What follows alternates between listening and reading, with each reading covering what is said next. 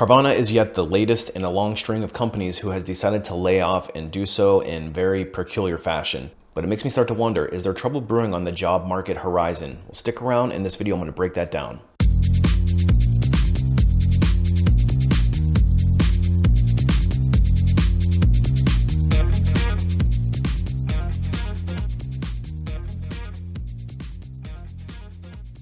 Hey everybody, it's Brian from A Life After Layoff, and today I want to talk to you about the Carvana layoff that was just announced.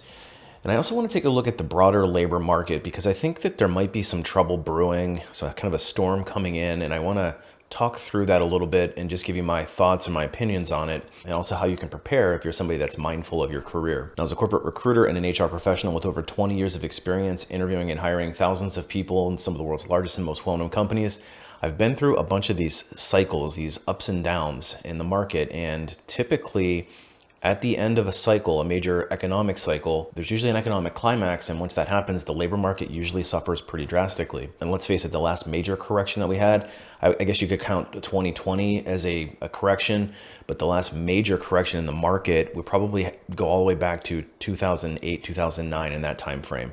And of course, if you remember, at that point in time, there was another major economic event. The subprime happened and the markets crashed. And then previous to that, I would say probably back to September 11th. This is kind of going back a little ways now. But at the end of each one of these economic climaxes, there's always seems to be a lot of adverse employment decisions, a lot of layoffs, a lot of right sizing from these companies. So I want to break down what I'm noticing in the market and then how you can prepare for it. But first, let's talk more about Carvana. But before we get too far into it, if you're interested in more career-focused content from a corporate recruiter, make sure you hit that subscribe button. You might also want to hit that notification bell because your support allows me to continue bringing you all of this content. All right, so let's dive into what is happening at Carvana first. So apparently on May 10th, they announced a layoff of 2,500 employees. And that basically represents about 12% of their workforce. And the reason that they gave is that they wanted to right size their business, or let me just give you the right quote here. While Carvana is still growing, our growth is slower than what we had originally prepared for in 2022. And we made the difficult decision to reduce the size of certain operation teams to better align with the current business needs. And they go on to suggest that it's due to the car prices and people not buying as many because, as we all know, car prices have absolutely skyrocketed and have probably pulled away from affordability for a lot of people. And so essentially what they're saying is that they want to right size their business, and unfortunately a lot of operations people, so a lot of back end office folks got caught up in this thing. And I guess to throw everybody a bone, the executive team has announced that they will be foregoing their salaries for the remainder of 2022. Now, let's note, they didn't offer to lay themselves off by poorly forecasting the business or poorly managing the business that resulted in the necessity of a layoff. No, they are just getting rid of their salary or foregoing the rest of their salaries. Now, it isn't to say that's not a lot of money, because it is. But when you look at somebody that's making $5 million a year and they're taking a 50% pay cut, they can still live pretty comfortably off $2.5 million for the rest of the year. Where I feel bad is for somebody who is in a customer service seat who is making $50,000 a year, who now has to go off and they lose their entire income. In a lot of cases, people join this company. They probably quit other companies as part of the Great Resignation. They came to this company and then, a few months later get this announcement that they're being laid off. But the issue isn't so much the layoff because, let's face it, companies do this cyclically, and as business bloats and they add a bunch of people, the expenses do get high, and then they inevitably cut and almost always look at the labor pool first.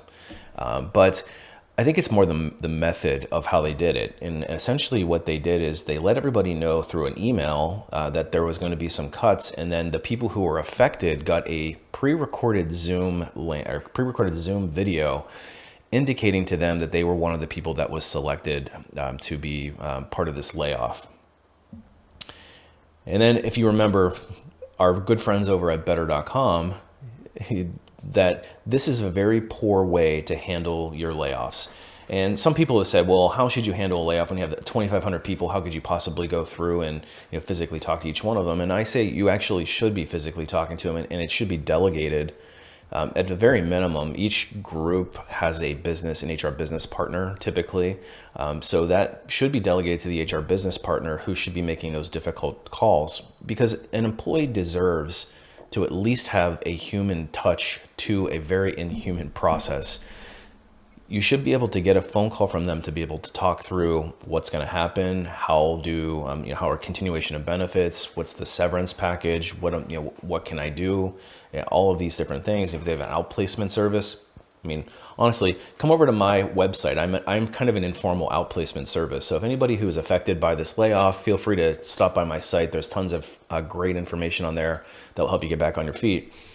But if you can't have a physical conversation with somebody and it's just over a Zoom link, the level of anxiety and worry that these people have is not going to be alleviated by a video. You can't ask any questions and get any clarity on things. And this is a very traumatic time. Getting laid off is one of the most traumatic things. Going through bankruptcy or going through divorce and layoff are pretty much the three biggest life events that you can have that are kind of negative.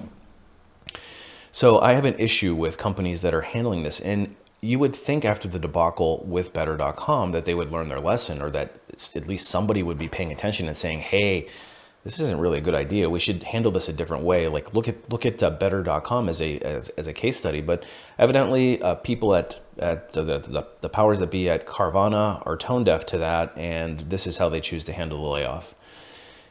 It actually even gets better than that, because Carvana at the exact same time announces that they are purchasing or acquiring a car auction business for $2.2 billion.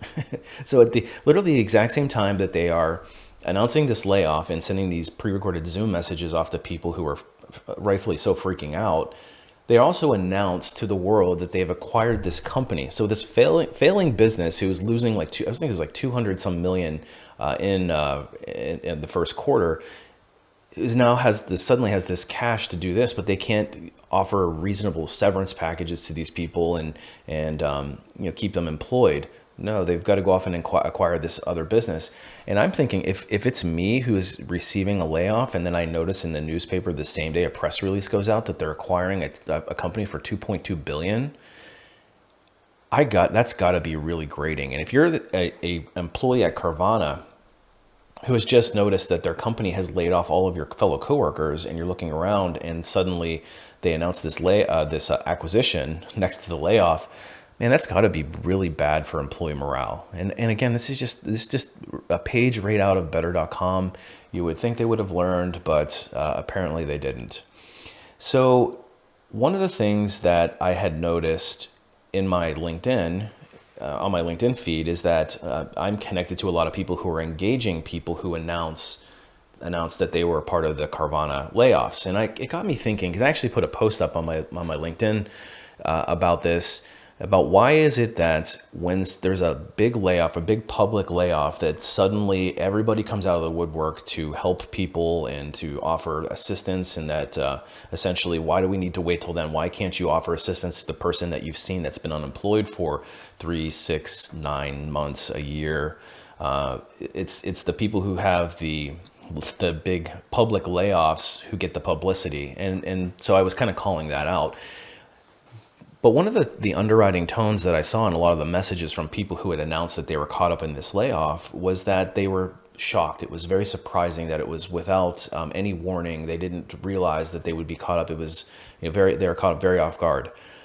And that's a point that I wanted to kind of dig into for a second, because if you're somebody that is caught off guard in a layoff, then shame on the company for doing the layoff, number one, but it happens.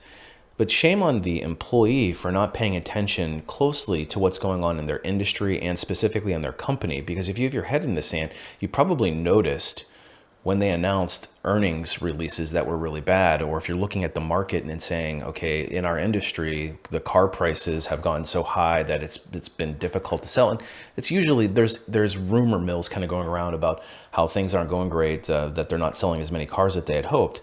Those should be indicators to you that there might be trouble brewing. And if you're caught completely off guard, then you're going to be somebody that is absolutely scrambling when the market softens and there's a layoff, and you're playing catch up, and suddenly you don't have resumes up to date, you haven't built out your networks, you don't know how to properly search for a job, you haven't saved up enough money to be able to weather the storm, you haven't worked on multiple streams of income to try to protect yourself.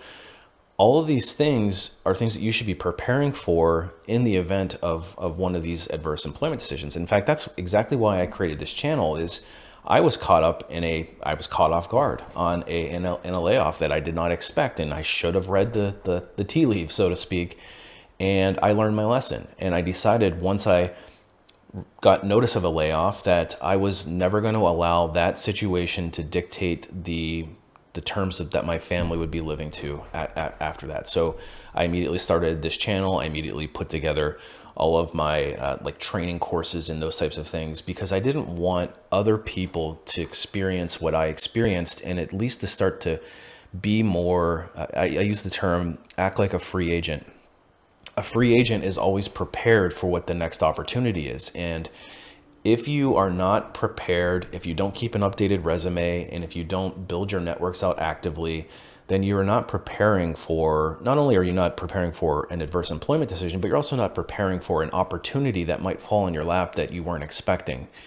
So you should be doing those things anyways. And not to mention, it's your job as a free agent to provide for your family and provide for your ability to survive. And you need to start looking at alternative streams of income or diversification of income. It doesn't mean you need to take a side hustle or anything like that. You could just do investments or something, passive income. But not taking a look very seriously at alternative ways to, or multiple streams of income, or alternative ways to make your income, you're opening yourself up to an extreme amount of risk, especially in a market that is starting to show some weakness. So do the right things. And if you're not sure how to start approaching some of that stuff, and especially with the side hustles, I actually do some coaching and consulting on that. So if you're looking for ways to diversify, you can head over to my website and sign up for a coaching session, because I actually love talking through that stuff. I'm kind of an ideas guy, and my wife gives me a hard time because I always have more ideas than I can actually implement. But let's look at where the broader market is going, because I pay attention to the market pretty closely. I've got, so I spend a lot of time on LinkedIn. I spend a lot of time in my networking groups and really trying to keep a pulse on what's going on in the market. And what I'm seeing is more and more layoffs are starting to pop up in my feed. I'm starting to see this common thread of these layoffs, and again, people being very surprised about it. And I know that we are currently in a kind of an extreme job seeker buyer market. And I talk about the pendulum going back and forth. It has been buried to one side of the job market, kind of the power spectrum on the employer side for probably 4 or 5 decades. And it's finally swung back to the employee side, where things have had the right size. And I think that that's a natural swing, and it's probably honestly was overdue. Wages have been suppressed. When you look at wage growth versus inflation, wages are way lower. You actually had a lot more purchasing power back in the 50s, 60s, and 70s than you do now. And companies have not kept pace with that. And they really haven't invested in the employee. And so this great resignation period, I think when you have a bunch of people after the layoffs in 2020, what happened is you had a bunch of people exit the workforce forcibly, and the people who were remaining had to pick up the slack. So they had now suddenly had to do, because the work came screaming back pretty quickly, and companies weren't hiring back as fast as the work was coming back. And so people that were left in the seats that didn't get affected by the layoffs now suddenly were doing the work of 2 people, maybe even more than that. Burnout starts to happen, and people start to get disenfranchised. And it's almost like you're being punished for surviving and being somebody that survives a layoff. And so that's where I think a lot of the catalyst for the Great Resignation period started happening, is people really just reevaluated what they wanted, and they looked at their work-life balance, and suddenly it became more of people got disenfranchised, and they said, there's got to be something more to my career than just this. And then you got all these jobs that are now coming back on the market. So suddenly people have a lot of options and they decide to leave their organizations, and companies who never really focused on the employment experience and just kind of took people for granted suddenly are forced to try to play catch up and try to do the right things. And that's where you're seeing a lot of the wage growth, which I think is completely healthy, by the way, and needed. But you see this wage growth, and that cuts into companies' bottom lines, and investors don't like higher expenses. Plus, you're looking at all the inflation and all of this other kind of stuff that's happening, where things are just going kind of skyrocketing. And you're also looking at businesses who are trying to cope with supply chain issues still. Like I know in automotive, there's still major supply chain constraints, and it's still causing a lot of problems. So you have the companies now are the pendulum has swung so far to the employee that there's been an extreme employee market where people have been finding that they've been able to get massive pay increases and drastically improve their situation. In a lot of cases, they can kind of force the remote issue, and they've kind of got the power right now. But as the market starts to soften, and as the economic market softens, the stock markets, every time I kind of log into my stock app, I'm seeing some pretty nasty or gnarly numbers.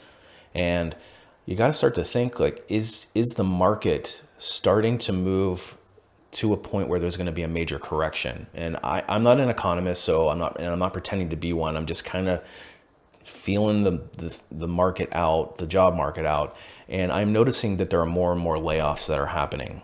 And I'm noticing that companies that were traditionally going gangbusters, like some of the big tech firms, are going into hiring freezes. And because of the hiring freeze, now suddenly they're pulling the pedal off the metal with the recruitment. And you got to kind of just start to look at the big picture and say, are we going to start moving into a place where the pendulum is going to start to swing back relatively hard with the potential for an economic downturn or an economic correction? Because you're going to see layoffs, and you're going to see the employment situation changing drastically. So if you're not prepared for that, if you're not preparing, and if you're still thinking, hey, everything's gravy, I can go out and get a job tomorrow and all that stuff. Today, yes, you probably still can, but don't get too comfortable and complacent in this market, because it is not going to last forever. And in fact, I think it's going to last a lot. It's going to end a lot sooner than people think. And I'm not trying to be all negative, and I'm not trying to be all gloom and doom here, but I just want people to be realistic. Now's the time for you to set your situation up so that you protect yourself and protect your family, and take some of the money, the pay increases that you've gotten, and of course some of it's going to go to inflation, but try to save up some money and try to look at, can you diversify your income streams? Because you have to act like a free agent, and you have to start preparing for a possibility of an economic downturn, which could be pretty drastic and pretty deep and pretty shocking. So just wanted to kind of throw that out there. I'm going to continue to pay attention to the market, and I'll give you updates as I see them. But this is my own interpretation. Again, I'm not an economist. I'm just making an observation in the market. I'm just seeing a lot more layoffs in 2022 that are starting to be a little bit eyebrow raising and a little concerning. So I'm just paying attention to that. So if you're somebody that is not sure how to make those changes, or to protect yourself, or to get into a new situation, you've been kind of sitting on the sidelines and haven't participated in this kind of great resignation upgrading opportunity, you may want to think about doing it sooner rather than later. Just kind of throwing that out there. And if you're not sure how to do that, I actually offer a bunch of training courses, and I have a website called A Life After Layoff. I have a course called Resume Rocketfuel that teaches you how to write a resume that's going to give you the best chance of getting the recruiter to notice you and give you that first round interview. Then I've got the interview training, which is called the Ultimate Job Seeker Bootcamp, and that's going to take you through the entire interview process and give you all the insider tips and tricks necessary to land that dream offer. And I also just launched a robust training that I'm really proud of. It's called Unlocking LinkedIn. And so if you're trying to figure out how to unlock the networking piece, which is going to be, in my opinion, it's probably the single most important thing you can be doing in your career, it'll teach you how to do that. And it'll also teach you how to set up a profile in LinkedIn that is going to get recruiters to start noticing you and start to contact you for jobs.